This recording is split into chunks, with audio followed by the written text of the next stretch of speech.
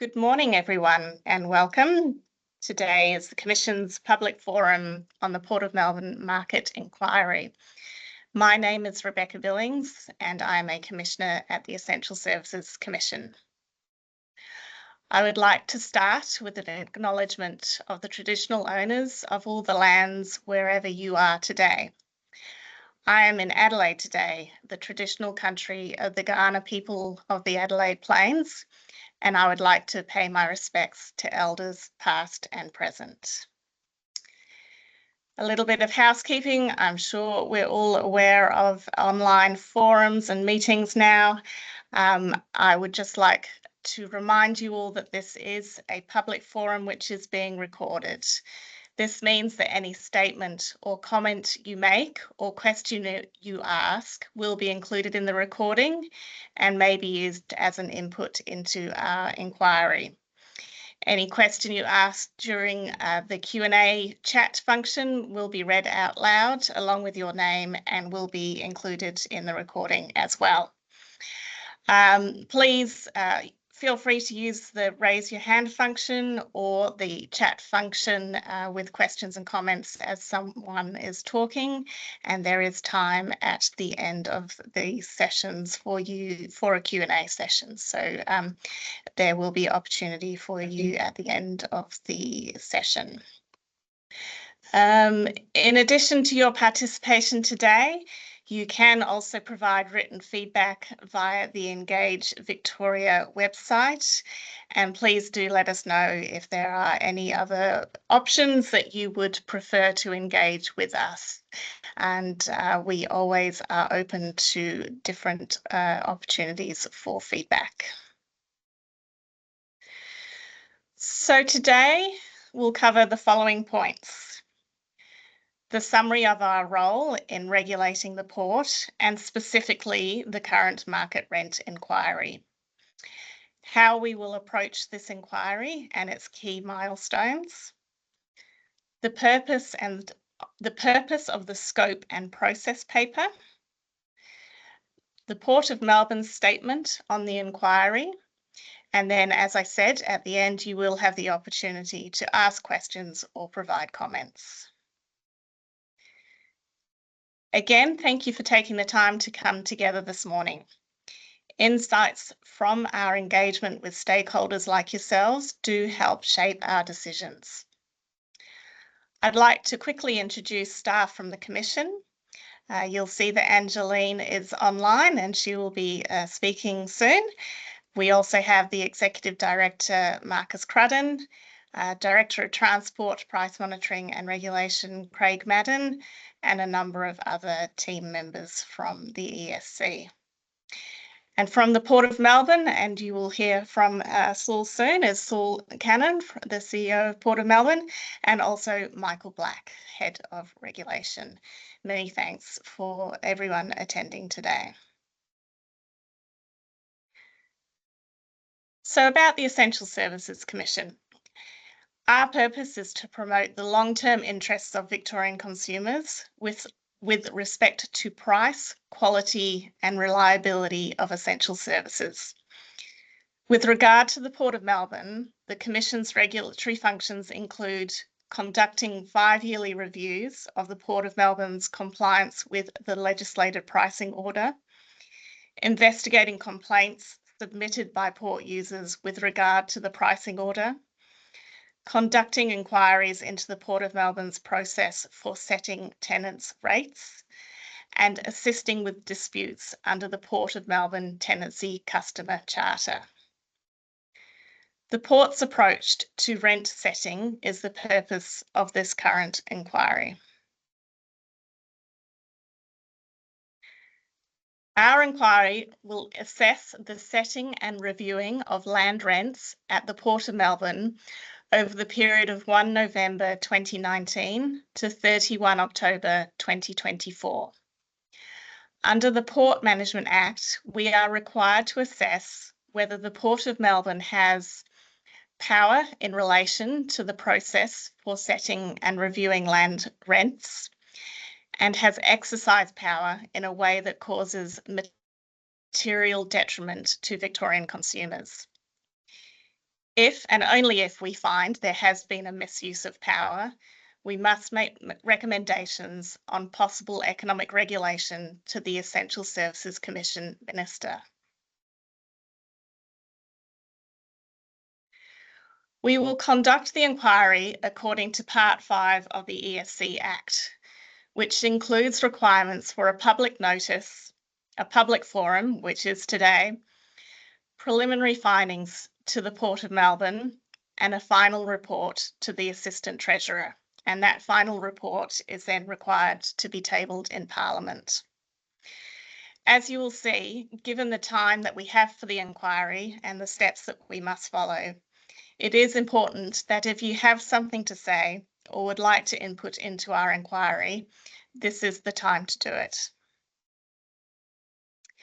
There are a couple of concepts that are useful to keep in mind. The definition of relevant market and power, and those definitions are up on the slides now. For clarity, this inquiry is conducted in accordance with the Port Management Act. We do not assess the market in accordance with the Commonwealth's Competition and Consumer Act. These are concerned with the misuse of market power and the substantial lessening of competition that can result. We do not have the legislative authority to consider or apply these tests. With that, I will hand over to Angeline to provide a bit more detail on our task under the market rent inquiry.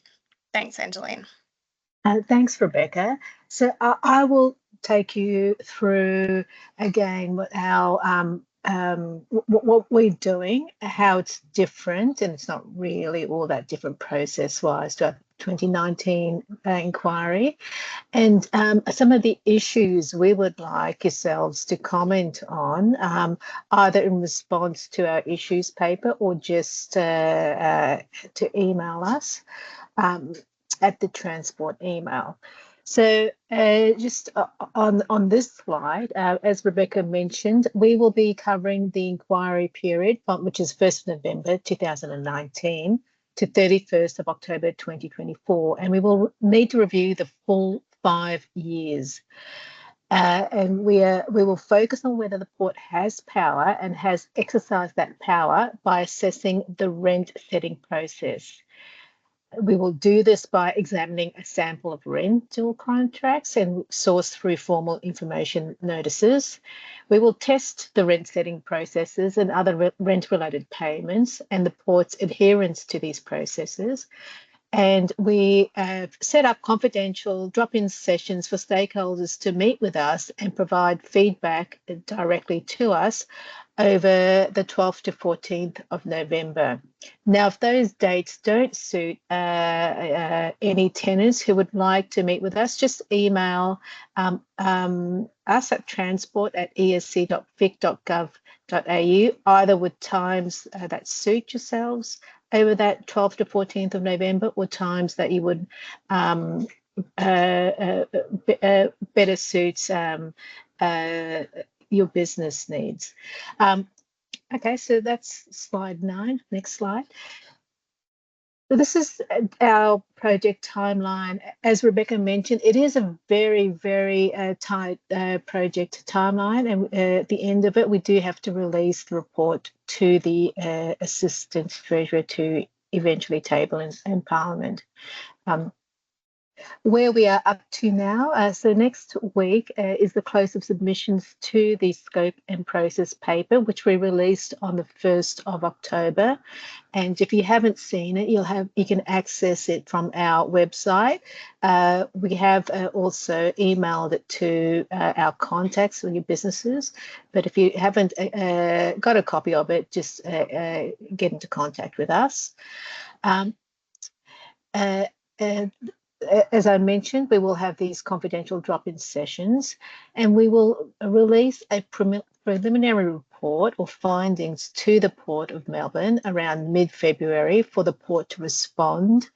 And after taking into consideration the port's response, we will release the final paper to the Assistant Treasurer by the 30th of April, and we're aiming for the 23rd of April at this stage. Thanks. Okay. The scope and process paper, I'll talk to a bit of it, just so you're aware of the main issues that we'd like stakeholders to provide us with some feedback. The main purpose is to outline the scope and objectives of this review and how stakeholders can participate. But specific matters that we would like some feedback on is stakeholders' experiences of and views on the Port of Melbourne's processes for setting and reviewing rents or associated payments payable by a tenant under lease for land at the port, including terms and conditions of lease to apply under such leases. So it is a bit of a mouthful, and they're all written down in the scope and process paper. The second question or the matter is about the experiences of and views on rents or associated payments payable and terms and conditions that apply under lease for land at the Port of Melbourne.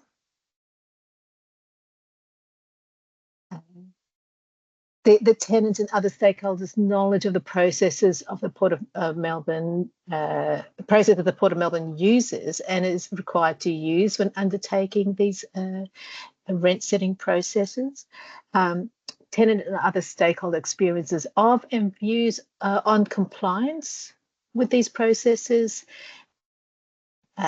Tenants' experience of and views on the impacts of these processes and their outcomes on the tenant's business and operations. The extent to which tenants can pass on rents and associated payments payable under lease for land at the port through to users of services provided by the tenants or those users, customers, and ultimately the Victorian consumers. And if those questions haven't covered our scope, any other relevant matters that you think we should have regard to this inquiry, we're happy to take feedback on any issues that we haven't mentioned in this public forum. Thanks. And again, I'll just outline how you can provide us feedback. You can provide us via our Engage Vic site. You can drop in into that confidential drop-in sessions, which you make us aware by through the transport email. You can send us submissions at transport@esc.vic.gov.au, or you can mail them to us at our address on Burke Street. And now I will hand it across to Rebecca for the next speaker. Thanks, Rebecca. Thanks, Angeline. Much appreciated. Saul Cannon, the CEO of Port of Melbourne. I would like to invite Saul to give a statement on the inquiry. Thanks, Saul. Thank you, Rebecca and Angeline. Good morning, everyone. I would like to also acknowledge the Bunurong, Wadawurrung and Wurundjeri peoples of the Kulin Nation as the traditional custodians of the land and waters on which our Port of Melbourne business operates, and pay our respects to elders past and present. This is the second market rent inquiry that the Essential Services Commission has undertaken since the Port of Melbourne entered into the long-term lease of the asset here in 2016. This inquiry, as we just heard, a 5-year period, commenced on 1 November 2019 and concluded on 31 October 2024. We've undertaken a great deal of work both culturally and practically in the last 5 years, and I'm pleased to have the opportunity today to share some highlights with you. At the start of the 5-year period, we were focused on resolving recommendations made by the ESC from the first market rent inquiry with the development and implementation of our Tenancy Customer Charter, which was published in November 2021. Since then, we've also published 2 Tenancy Customer Charter annual reports, which have allowed us to demonstrate how we perform against the KPIs. While we recognise the importance of the Charter, we also recognise that each of our tenants' needs vary, and when we collaborate, we can achieve an even better outcome for all parties. We've also heard this from tenants in our annual Pulse survey, last undertaken and concluded in July this year, which I'll talk to more about shortly. We've worked collaboratively with port tenants with the aim of achieving commercially acceptable market-based outcomes for our tenants in accordance with our obligations to the Victorian Government. This is the first market rent inquiry that I and many of our current executive team at the Port of Melbourne have been involved in. We've actively pursued positive cultural change and evolved how we conduct ourselves, including several new appointments here at the Port. This included bringing executive experience and acumen into the POM team across multiple functions, including the commercial and corporate relations functions that we have here. This has flowed through with the establishment of senior leader roles in property management, legal and stakeholder engagement. We've tested tenant attitudes and actively gathered feedback in recent years of the inquiry period. We commenced annual surveys in mid-2022 with our stakeholders and have included tenant-specific questions as part of this research. And if there are tenants on the call today who participate in the research, we would say thanks for your contribution. It really does allow us to continue to refine and improve our ways of working. Tenant stakeholders interviewed were asked questions about their engagement with Port of Melbourne, and sentiment among these stakeholders was largely positive. In addition, more regular interactions have fostered a strong sense that the Port of Melbourne is developing a better understanding of tenants' needs and is providing a platform for meaningful discussions about opportunities to pursue mutually beneficial goals. We have heard that some tenants would like more direct engagement, especially at a senior level and outside of standalone projects. Key focus areas included our long-term planning, our 2055 port development strategy, decarbonisation and port security. And we'll continue to undertake annual research to gain feedback and measure our success based on our tenants' experience in interacting with us here at Port of Melbourne. Since evaluating ourselves against the inaugural inquiry findings, in addition to our cultural improvements, we've also implemented processes and supporting practices. This includes ensuring that reasonable market rents are based on a specified value from an external expert valuer. We also publish rental bands in our Tenancy Customer Charter annual reports, and this transparency is designed to assist tenants while remaining mindful of commercial confidentiality. As we anticipated, rents in the last 5-year inquiry period have not increased to the extent that was identified in the first market rent inquiry period. And this was due to some legacy below market rents that were in existence at the time of privatisation of the port. I'm pleased to say that rents have stabilised through this current 5-year inquiry period. Observing industry trends is also helpful to look at. Increases in the broader industrial market have been concentrated in the last few years, with the market characterised by low vacancy, high demand and constraints on the supply side. This is in contrast to experiences at the port where our average rent increases have been moderate over the inquiry period, typically only marginally above inflation as compared to increases in the broader industrial market. With many tenants on long-term agreements with 5-yearly market rent reviews and open market processes rare, it takes longer for market conditions to affect port rents. At an operational level, we've restructured the property team with the purpose of improving tenant experiences when engaging with us. We've undertaken independent internal audits and we've adopted the use of fit-for-purpose software. Our internal teams and their interactions with tenants and stakeholders are reflective of our stakeholder engagement framework principles.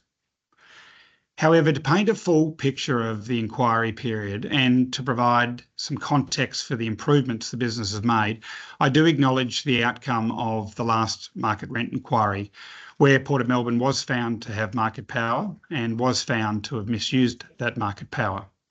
This was a very disappointing outcome, and it also made this inquiry period somewhat complex. Early in the inquiry period, Port of Melbourne responded to a direction from the Department of Treasury and Finance to not lock in any new long-term property arrangements until after the charter had been signed off by government. We worked with DTF to implement a number of the ESC recommendations, and we implemented the Tenancy Customer Charter in November 2021. The previous inquiry outcome was a key driver for us in actively pursuing change regarding how we conduct ourselves, and throughout those initial 2 years from 2019 to 2021 of this inquiry period, our momentum grew. However, our best steps have been taken since implementing the Charter and its supporting processes. Since implementing the Tenancy Customer Charter, we've executed 26 new leases with existing and new tenants, and we've commenced our first bona fide competitive tender process as it's defined under the Charter. We've completed 19 lease extensions and finalised 26 market rent reviews, with only 3 of these requiring independent determination of the rent, showing how positive outcomes for our tenants can be achieved with a collaborative approach. We've updated and implemented a precedent lease agreement to align with the market and introduced a lease guide for tenants, explaining the purpose of key provisions in the Port of Melbourne's precedent lease. On a daily basis, we interact with many of our tenants. Working more closely with our tenants has provided us the opportunity to better understand their needs in negotiating long-term leases with us so that they can meet their operational needs. On occasion, this has involved working together to determine timelines that we work towards, resulting in a negotiation process where we can agree on terms that are commercially acceptable to both parties. And so a little bit about us. The Port of Melbourne includes over 500 hectares of land and borders 4 local municipal councils. We manage 27 kilometres of waterfront and over 50 kilometres of shipping channels. We're really proud that we contribute $10.5 billion to the Victorian economy and $5.3 billion in gross state product, and port operations contribute to over 28,900 FTE Victorian jobs. Port of Melbourne handles over 3.6 million containers, TEUs, annually.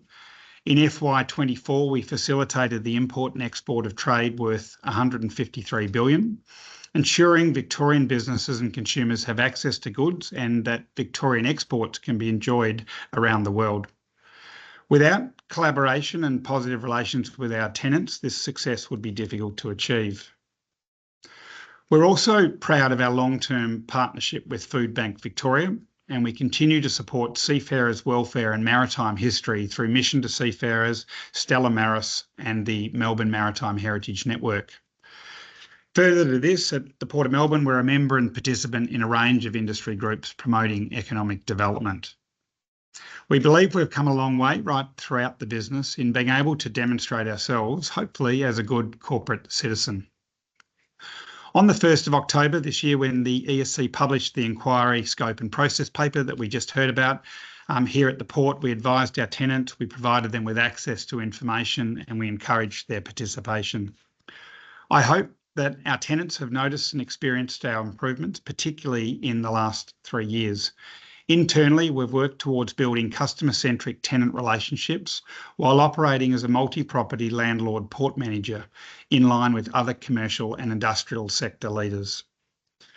We do work hard to ensure that we fully comply with our obligations to the Victorian Government under the port lease.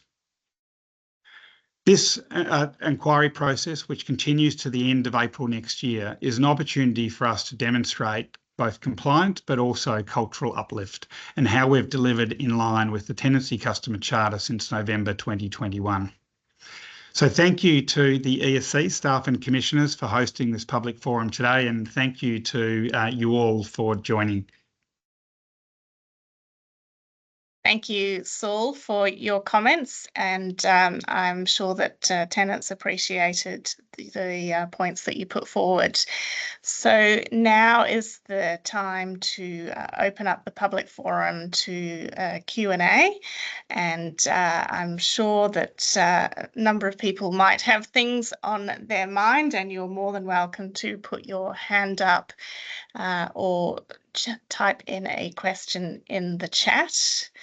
It is this time of the forum where there may be an uncomfortable silence, and I'm happy for that to go for a minute, and then I might say that we understand asking questions or making comments in a public forum may not be your preferred approach to engaging with us.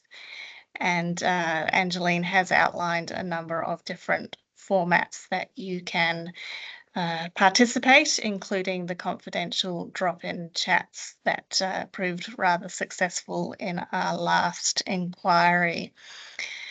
I'm slowly running out of things to say with no hands going up, but I think none of us will be surprised about that. And I'm thinking, Angeline, should I call a close to the meeting? Saul, would you like to make any other comments before I start to wrap up?